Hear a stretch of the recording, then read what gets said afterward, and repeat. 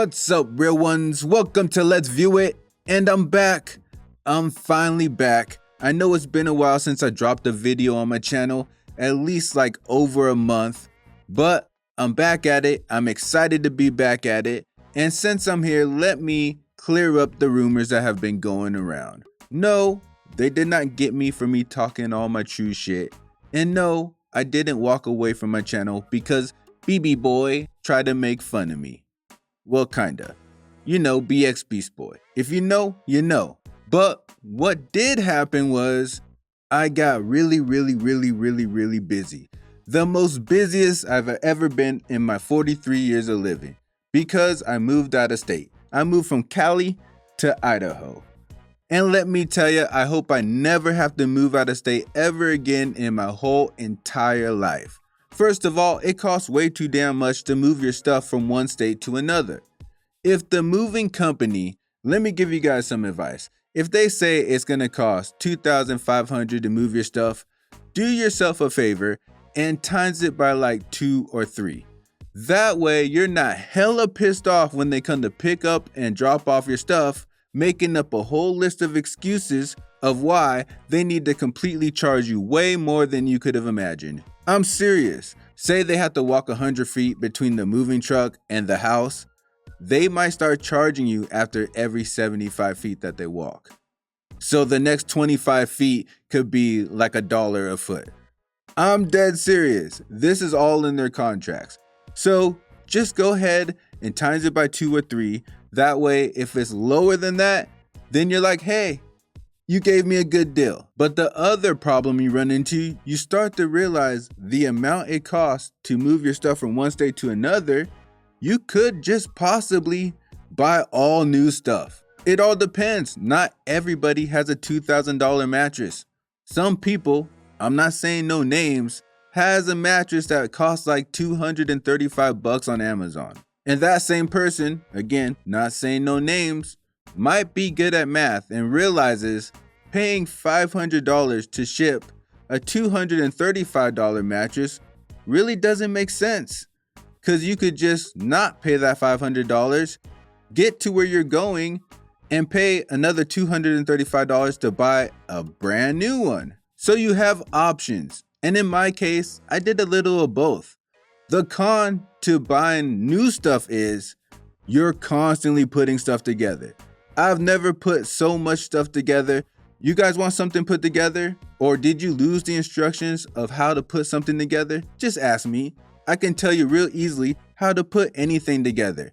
TV stand, dining room table, dresser, computer desk, bed frames, queen size, twin, whatever you want. Cause that's what I've been doing for like the past month. Just putting stuff together. I hate Allen wrenches. I hate screws. I hate parts that say A1 on them. And I also hate all the dumb boxes that I have to cut up and try to put in the recycling bin when all this stuff gets shipped in. I hate that too. That's all I've been doing all month, putting stuff together and hacking up boxes. That's it. And then I had to build this little room in this 2-car garage. I'm in a canopy right now. I actually wanted to make you guys a video 2 days ago, but the echo in this 2-car garage was so crazy, there was no way I was going to put that quality out there. I know some YouTubers will just go into a 7-Eleven public bathroom and be like, I'm not at my room right now, but I wanted to get this video out to you. Right now, I'm in the 7-Eleven public bathroom, using my phone. But anyways, so there was a big ass echo, and the audio recording just sounded absolutely terrible. So hopefully, it took me like 2 days to try to kill the echo. Hopefully this audio is decent quality and you guys will still enjoy my videos. So here I am making my very first Idaho video. And it's crazy because when I decided to come back, all kinds of things were happening.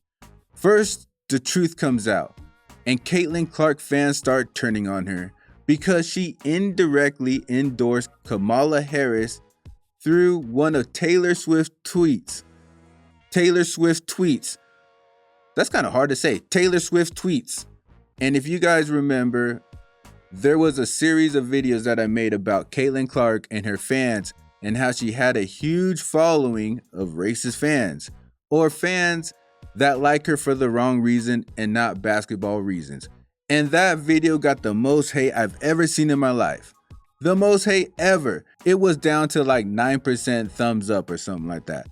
That's how much dislikes the video had. But again, I was proven right when her fans started turning on her when she indirectly endorsed Kamala Harris. It showed right there, they didn't care about her basketball.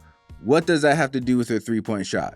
If you think her basketball playing is exciting, you would have still embraced her. But instead, they started hating on her on Twitter or X and threatening her that now she's gonna lose millions of fans.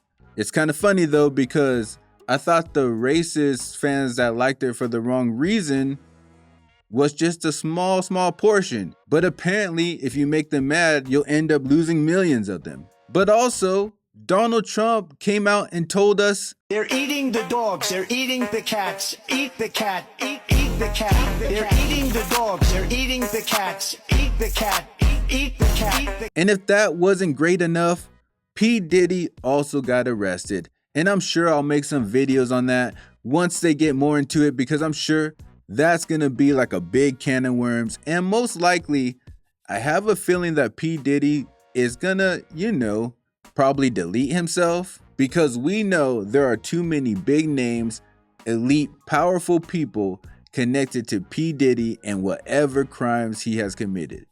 And there's no way they're gonna let everybody go down. So this most likely won't make it to trial. But we had all this going on when I decided it's time for me to get back on my grind, do my YouTube thing. And I'm like, how should I come back? Should I do something lighthearted, funny, a Karen video, prank video? But then I'm like, nah, screw that. Let's come out the gate and let's hit some nerves. And let's talk about MAGA. Now, before I get into any type of political conversations, I always like to clarify that I am not political. I do not support any sides. I do not vote, because I know both sides are full of shit and not for us. And just to prove it, before I get into MAGA, I will take shots at Kamala Harris right now, because one of the narratives that is pushed behind her I can't stand.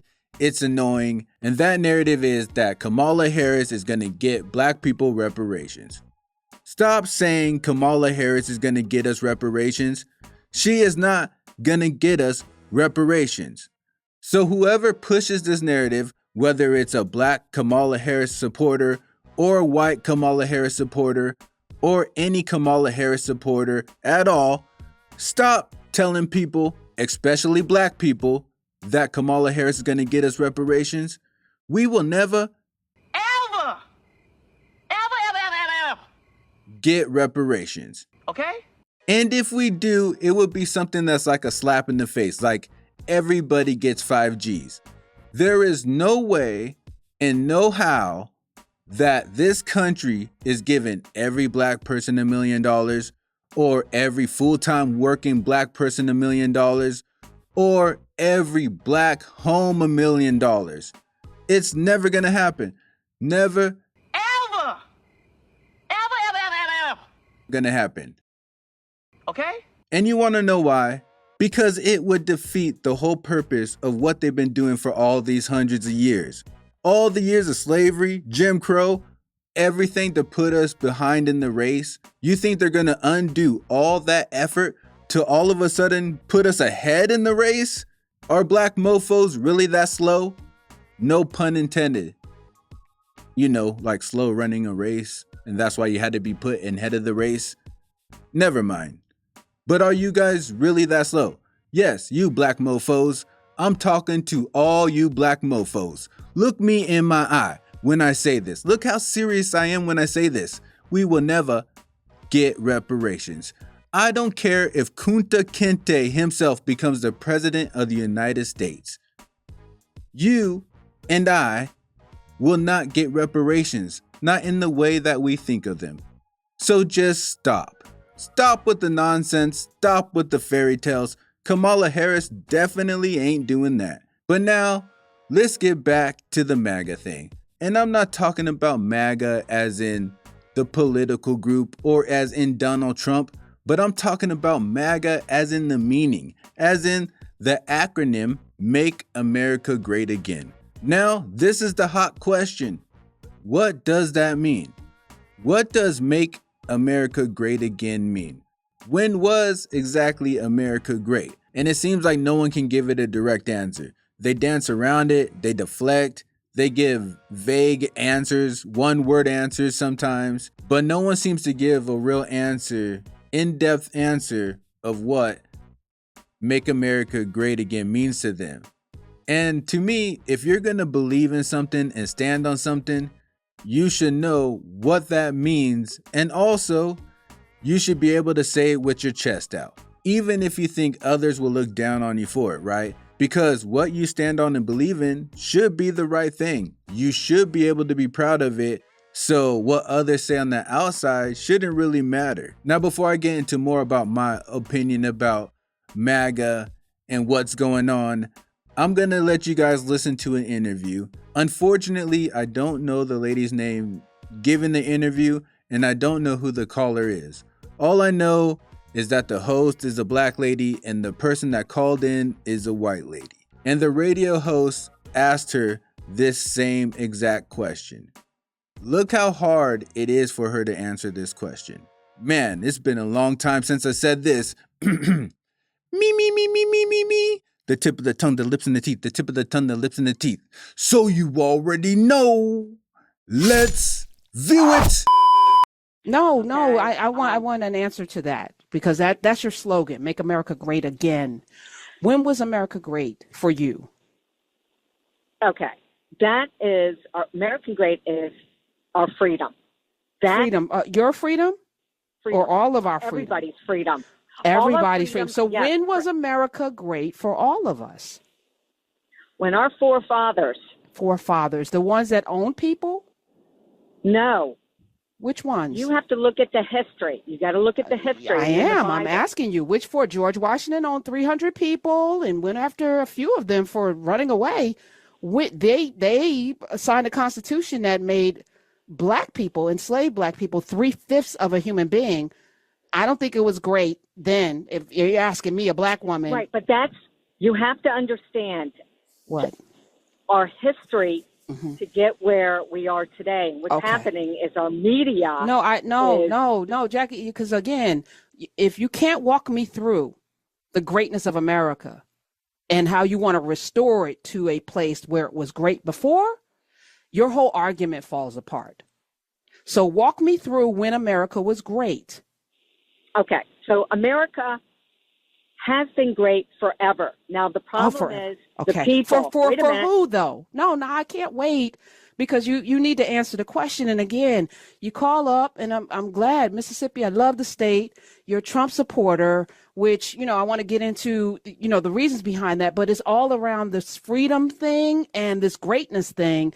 And we need to settle on what that looks like for you and for me, and then for all of us, because if it's not going to be great for all of us, then it's not great for any of us, Jackie.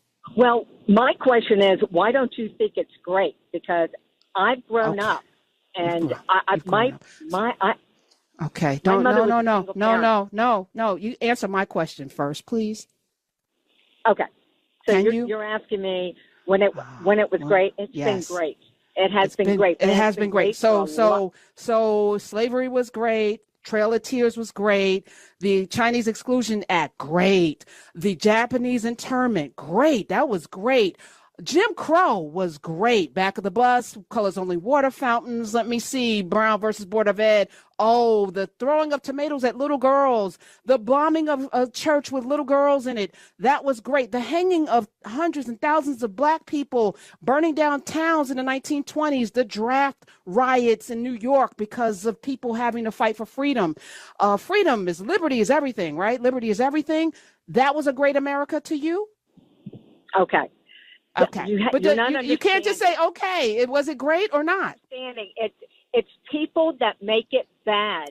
People make it bad. Yes, racist people, horrible people, genocidal people make it bad. You're absolutely right.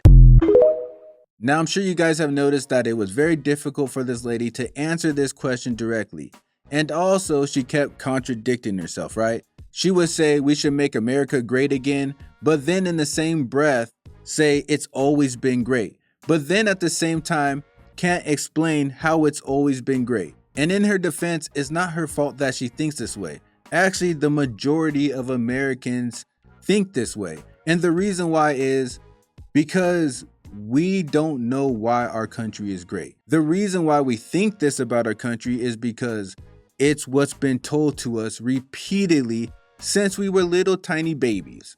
Repeatedly through kindergarten, first grade, second grade, we've been told that this is the greatest country in the world, that it's a free country, that we can vote for our president, and that's why it's the greatest country in the world. And while they are telling us this, they know that the majority of us will never leave this country to actually find out for ourselves, so it doesn't matter. But if you tell somebody something enough time through their whole life, that becomes their reality. It's that simple. So this lady is just repeating what we all heard our whole lives, and it just falls out her mouth. We're a great country. Why? Because of our freedom? Now the word great, that's a very strong word. Freedom is a very important word. So when we attach these words to our country, we should know why these words are attached to our country. Wouldn't you think? There is nothing better than greatness. So you're saying your country is the best. And the word freedom, which is a very important word, I noticed something very important about that word in America. And maybe I'm wrong, but I want to bounce this thought off of you guys. This perception of the word freedom. To me, when I hear a white person say America is freedom, I think they're talking about their rights, their right to vote, that they can go to any state that they want, that they can get any job that they want, that they can pursue happiness in any way that they want that obviously is not harming other people. That's how white people perceive the word freedom. When black people talk about the word freedom in America, we are just talking about not being a slave. Now again, maybe I'm wrong, but when I talk about freedom in America, I'm talking about not being a slave. Now maybe I'm the only black person that looks at it that way, but something tells me I'm not. So even that word freedom, white people look at it way different and interpret it way different than black people do. And of course, I shouldn't have to say this, but I do have to say this. I'm not talking about all white people or all black people. I'm talking about generally the majority. This is how I think white people and black people perceive the word freedom differently.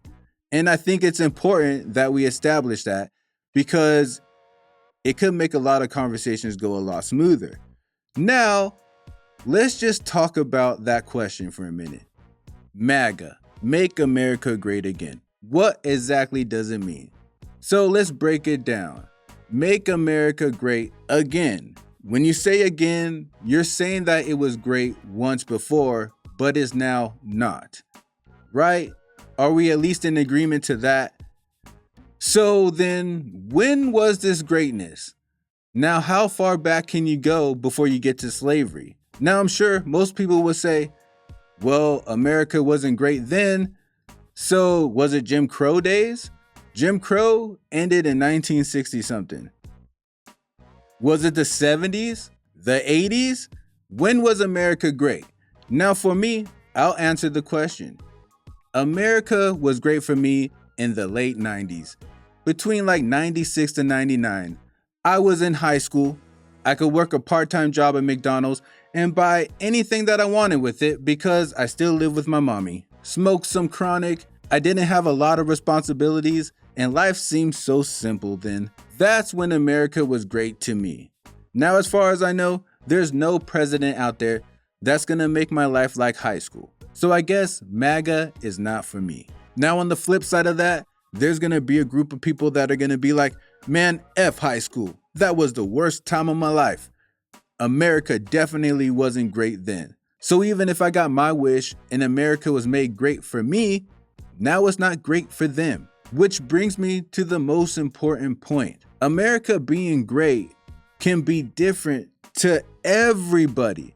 So in theory, like this lady said, if it's not great for everybody, then America is not great. So really, America can't technically be great for all. So who exactly is America gonna be great for? Even if you made everything equal, everybody had riches, everybody was healthy, everybody had freedom of choice, freedom of what they want to do, there will be some people that don't want it that way, that don't think I should have freedom or riches. So even to them, it still wouldn't be great. My point is, the whole slogan is literally impossible and it's just playing with people's emotions. Donald Trump is using a slogan that he cannot do, but we keep acting like he can do it. We keep acting like we're moving towards making America great again.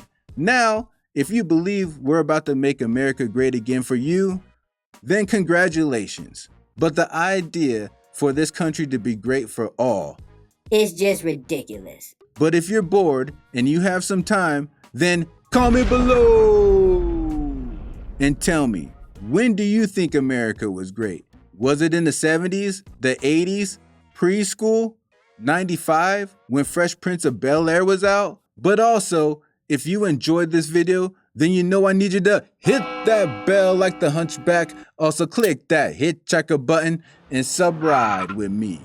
And I'll see you on the next trip. Day and night. Keep it real. Keep it real. Keep it real. All my life. Keep it real. Keep it real. Keep it real. Can't help I. Keep it real. Keep it real. Keep it real. That's why I. Keep it real. Keep it real. Keep it real.